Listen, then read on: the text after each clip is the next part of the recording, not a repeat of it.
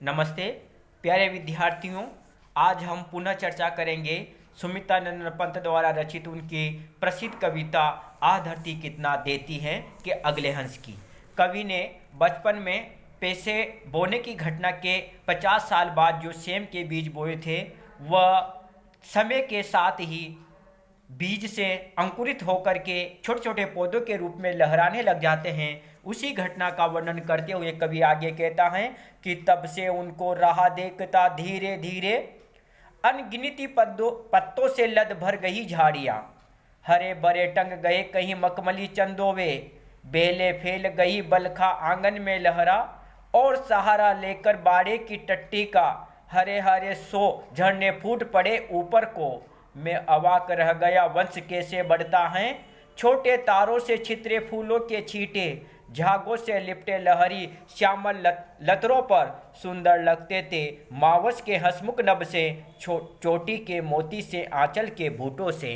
कवि यहाँ पर धरती हमारे ऊपर कितना उपकार करती है तथा पेड़ पौधों का विकास कर उन्हें फल फूलों से भर देती है, इसका वर्णन करते हुए कहता है कि जब सेम की बेल पर अनगिनत पत्ते एवं कोंपलों के साथ सफ़ेद रंग के फूलों के गुच्छे भी आ गए, उन्हीं का वर्णन करता हुआ कवि कहता है कि मैं तब से, अर्थात जब आंगन के एक कोने में छाता ताने हुए सेम के बीजों को पौधों के रूप में अंकुरित हुए कवि ने देखा, तब से लेकर के कवि कहता कि मैं उन्हें निरंतर देखता रहा।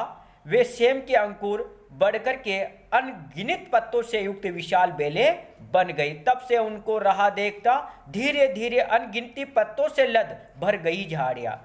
वह अंकुरित सेम के बीज धीरे धीरे समय के साथ बढ़ते गए और बढ़कर के अनगिनत पत्तों से युक्त होकर के विशाल बेलों के रूप में बदल गए, और उनकी झाड़ियों पर कहीं हरे भरे मखमली चंदोवे टंग गए या गोल गोल वितान बन गए। हरे भरे टंग गए कहीं मखमली चंदोवे, बेले फैल गई बलखा आंगन में लहरा।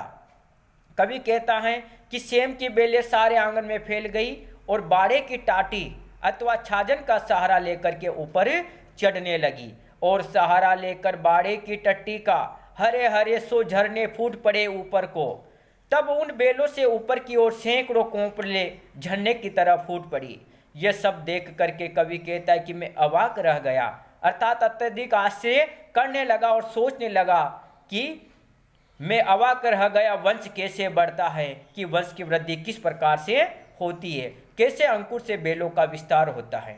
कवि यहाँ पर हमें बताना चाहता है कि जब वह सेम के बीज अंकुरित होकर के धीरे धीरे बेल के रूप में परिवर्तित हो गए, तो वह पास ही झोंपड़े की जो टाटी थी, घास फूस से बनी हुई जो टापरी थी, उसका सहारा लेकर के वह बेलें उस पर चारों ओर चढ़ जाती है, ऊपर की ओर बढ़ जाती हैं। तो कवि कहता है कि उसको देख करके अब मेरे समझ में आ रहा था कि किस प्रकार से एक बीज से वंश की वृद्धि होती है, अर्थात किस प्रकार से एक मुखिया के आधार पर, मुखिया के धीरे धीरे विकसित होने पर किस प्रकार से वंश आगे बढ़ता है। कवि कहता है कि छोटे तारों से छितरे फूलों के छींटे, झागों से लिपटे लहरी श्यामल लतरों पर सुंदर लगते थे मावस के हंसमुख नभ से, चोटी के मोती से आंचल के बूटों से।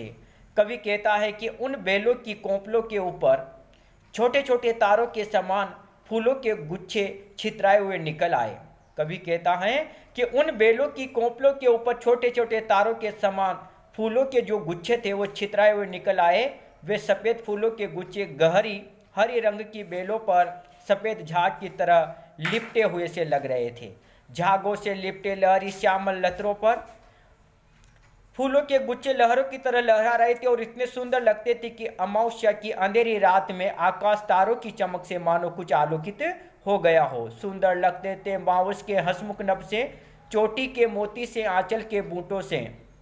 नीले हरी विशाल सेम की बेल पर उसके सफ़ेद छोटे छोटे फूल ऐसे लग रहे थे जैसे काली नीली चोटियों पर मोती के गुच्छे लटक रहे हो, अथवा नीले हरे आंचल पर चमचमाते हुए सल में सितारे के बूटे चमक रहे हो। इस तरह छाजन के सहारे फैली हुई सेम की बेल पर असंख्य छोटे छोटे सफ़ेद फूल शोभायमान हो रहे थे।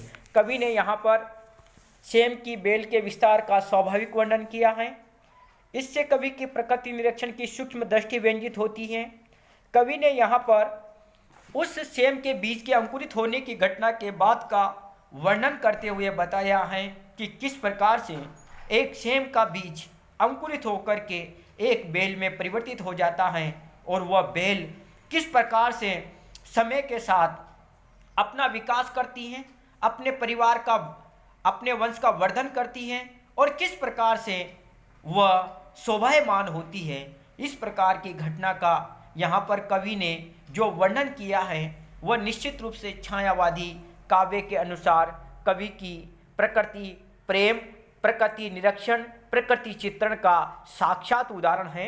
यहाँ पर कवि ने हमें प्रेम के भाव से, प्रकृति प्रेम से अवगत कराया है और यह बताया है कि यदि प्रकृति के साथ तादाद में स्थापित करके, ममत्व भाव स्थापित करके उसके साथ कुछ कार्य किया जाए तो धरती हमें वह सब कुछ देती है जिसकी हम कल्पना भी नहीं कर सकते, जो कल्पनातीत है।